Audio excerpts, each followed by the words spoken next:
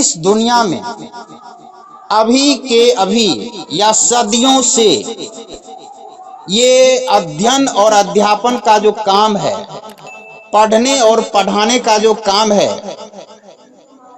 पढ़ने और पढ़ाने का जो सिलसिला है, यह सदियों से चला आ रहा है।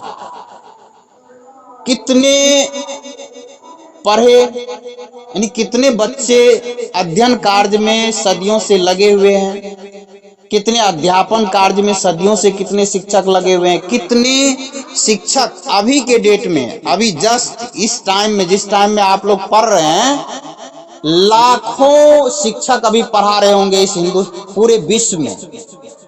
लाखों शिक्षक पढ़ा रहे होंगे, किसी न किसी सब्जेक्ट को पढ़ा रहे होंगे, और करोड़ों विद्यार्थी कहीं न कहीं पढ़ रहे होंगे।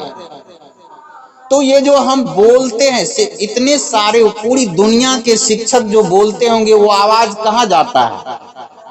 उनकी आवाज इसी वायुमंडल में, एटमॉस्फेयर में, इसी वायुमंडल में आवाज जाती है। और आपको हम ये बता दें कि ऊर्जा के बारे में आप विज्ञान में पढ़ेंगे कि ऊर्जा ना तो उत्पन्न किया जा सकता है और ना ही ऊर्जा को नष्ट किया जा सकता है। ऊर्जा ना ही उत्पन्न किया जा सकता है, ना ही ऊर्जा को नष्ट किया जा सकता है। ऊर्जा एक रूप से दूसरे रूप में बदला जाता है।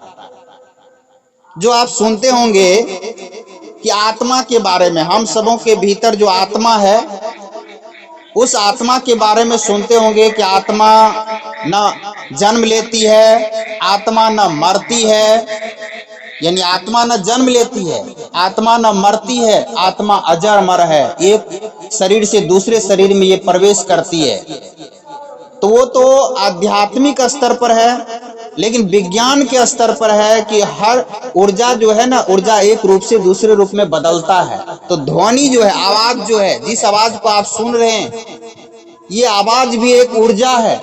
और ऊर्जा जब कभी नष्ट होता ही नहीं है, ऊर्जा, ध्यान से सुनिएगा, जब ऊर्जा कभी नष्ट नहीं होता है, तो हम जो बोलते हैं, दुनिया के इतने सारे विद्वान से विद्वान शिक्षक जो बोलते हैं पढ़ाने के क्रम में, उनकी आवाज इस एयर में हमेशा मौजूद रहती है, हमेशा मौजूद रहती है। एक से एक जितने भी, चाहे इस दुनिया में जितने भी विषय के, जितने भी स्पेशलिस्ट यानी कि विशेषज्ञ हुए हैं, उन लोगों के द्वारा पढ़ाए गए सारी कॉन्सेप्ट, सभी चीजें इस एयर में मौजूद है। अगर हम शांत होकर के, सूक्ष्म होकर के, अगर जैसे ही किसी भी विषय पर सोचने की कोशिश करते हैं, तो हमारा ब्रेन इस एयर में जो आवाज है, जो उस प्रश्न का आंसर है, जवाब है, वो उसको कैच करता है, पकड़ता है। जैसे समझ लीजिए कि आपके घर में टेलीविजन लगा हुआ है, तो टेलीविजन को अगर सैटेलाइट से अगर वो अटैच नहीं है, सैटेलाइट से जुड़ा हुआ नहीं है, तो टेलीविजन आपका कुछ नहीं है, एक बॉक्स है। उसमें ना आवाज होगी, ना उस पर पिक्चर आएगा। लेकिन जैसे वो सैटेलाइट से जुड़ जाता है, तो इस एयर में ही आवाज भी है, इसी एयर में जो है पिक्चर भी है, और वो सैटेलाइट क्या करता है, उसको कैच करके और आपके टीवी में आपको दिखाता है। तो उसी प्रकार से हमारा जो ब्रेन है, जब हम ब्रेन पर किसी भी प्रॉब्लम के लिए जोर डालते हैं, सोचते हैं उस पर, तो आखिर हमारे ब्रेन में कैसे आ जाता है?